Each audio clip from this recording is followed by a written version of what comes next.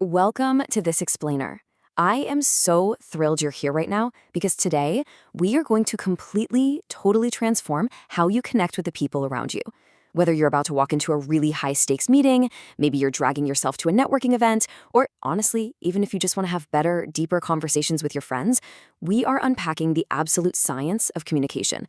So get comfortable and definitely get ready to take some mental notes because this is a big one.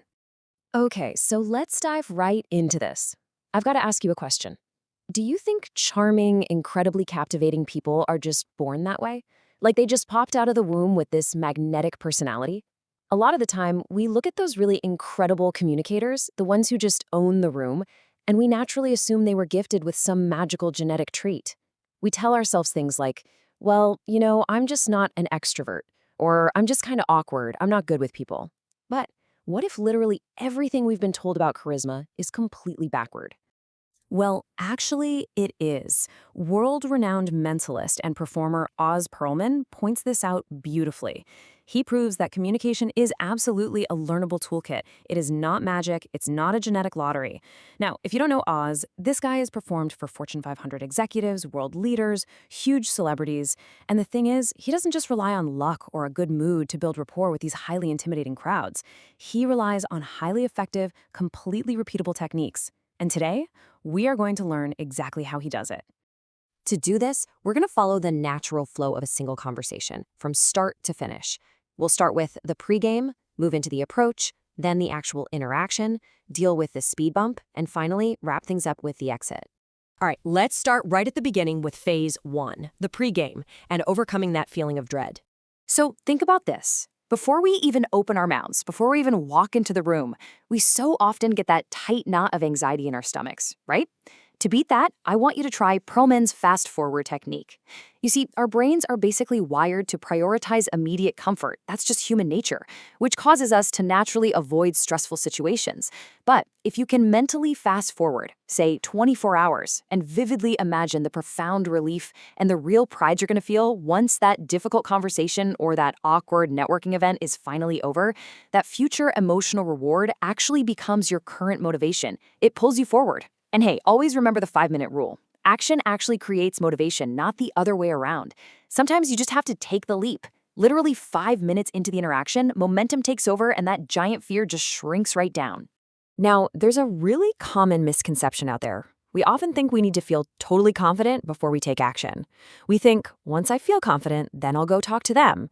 But confidence doesn't come first. It really doesn't. It is earned. Here is the formula. Preparation creates competence, and competence creates confidence. For example, if you know you're walking into a room full of strangers to meet people, prepare your elevator pitch ahead of time. Rehearse a quick 30-second introduction that explains the actual value you bring, not just a boring job title. Because when you have that preparation locked in, it completely eliminates all that nervous, real-time guesswork. You know your lines, so you feel competent, and boom, you feel confident. Moving right along to phase two, the approach. This is all about mastering those crucial first impressions. I want you to think about two completely different types of people. Let's call them person A and person B. So person A looks the part, right? Dressed to the nines, speaks beautifully, projects total confidence, but they spend the entire time talking only about themselves. Now, consider person B. Maybe they're dressed a bit more simply, maybe they aren't the loudest voice in the room, but they show genuine, authentic curiosity about you. They make you feel important.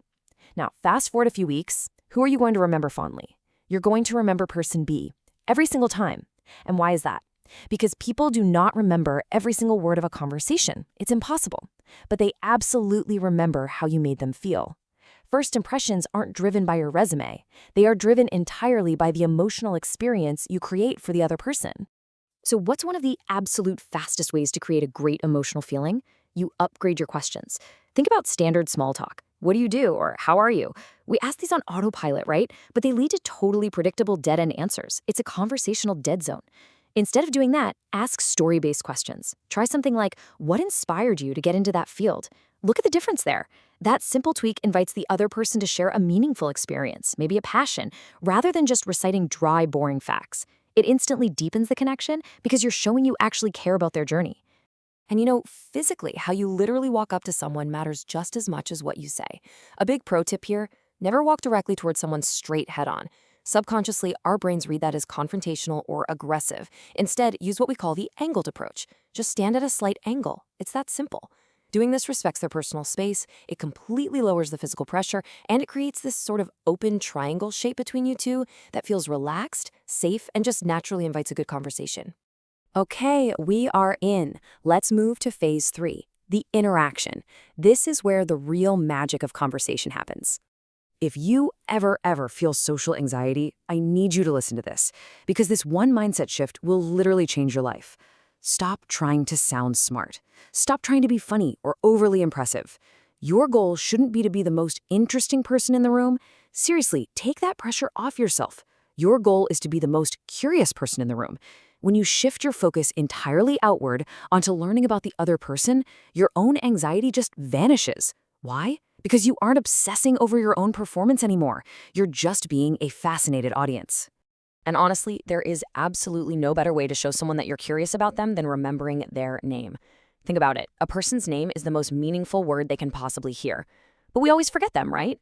Well, Pearlman uses a brilliant, foolproof method called listen, repeat, reply. It's 3 simple steps. First, you have to actually listen. That means you stop planning your next witty sentence and truly focus only on the sound of their name. Second, repeat it immediately out loud. Oh, it's so nice to meet you, Priya. And third, reply. This means you mentally create a visual connection or you instantly ask a follow-up question involving their name. Do this and you'll lock it in every time. Now, all of this relies heavily on active listening. And let's be super clear here. Listening is not just waiting quietly for your turn to speak. We're all guilty of that sometimes. Real active listening is maintaining good eye contact, avoiding those awful mid-sentence interruptions, and asking thoughtful follow-up questions. When you occasionally reflect back what you've just heard them say, you are doing something incredibly powerful. You are fulfilling a deep, hardwired psychological need in the other person, the human need to feel truly, deeply understood. All right, let's slow it down a little for phase 4, the speed bump. Because look, we have to talk about handling conflict and deception. Communication isn't always smooth sailing, right?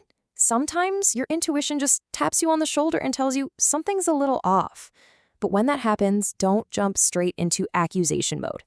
Pearlman advises that you look for patterns over isolated cues. A single weird gesture doesn't mean someone is lying. Does their story stay consistent over time? And here's a massive red flag to watch out for: unnecessary over-embellishment. When people are telling the truth, they generally just give you enough detail to convey the point. But when they are lying or trying way too hard to convince you of something, they very often add excessive, super unnecessary details. They overcompensate. So when you see that, don't attack. Just stay calm, stay curious, ask clarifying questions, and just observe. So the really crucial point here is this: never, ever react in the heat of the moment. You have to harness the power of the pause. Think about the last time you received a really upsetting text or email. Your heart rate spikes, your strong emotions completely hijack and narrow your logical thinking. When that happens, you need to pause. You must create a deliberate, intentional space between that initial emotional trigger and your eventual logical reaction.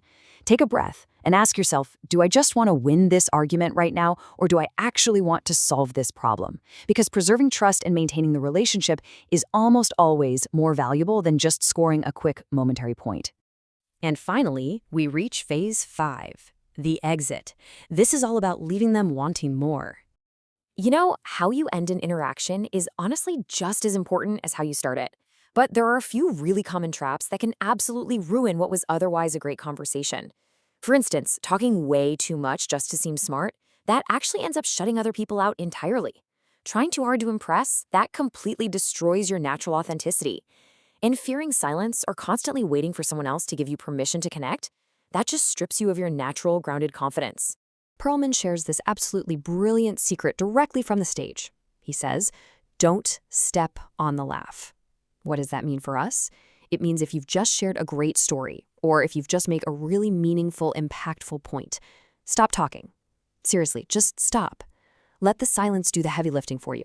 Brief, comfortable pauses allow people time to actually process what you've just said, and it demonstrates a profound, quiet confidence on your part. You don't need to fill every second with noise. Don't overstay your welcome. If you end on a high note, it leaves them genuinely looking forward to the next time they get to speak with you. Okay, so bringing this all together, if you take away just one single thing from this entire explainer today, please let it be this core underlying philosophy. People want to feel seen, heard, and appreciated. That's it. That's the secret. True charisma is never, ever about putting on some flawless theatrical performance. It is entirely about making genuine, authentic connections with the human beings in front of you. So I want to leave you with a challenge. I want you to put this into practice with a 30-day action plan. Are you ready? Week 1, I want you to focus purely on not interrupting and just asking thoughtful follow-up questions. That's it. Week 2, let's upgrade things. Replace your default small talk with those story-based questions we talked about. Week 3, use the listen, repeat, reply method to consciously learn and remember one new person's name every single day. And by week 4, I want you to use that fast-forward technique to finally start those conversations you've been putting off or avoiding. You have the toolkit now. It's not magic, it's a method. You know exactly how to prepare, how to approach without pressure, how to truly listen, and how to exit leaving a massive positive impact. The science of communication is completely in your hands now. So, my final, big question for you is simply this. Who are you going to connect with today? Don't wait. Go out there, take action.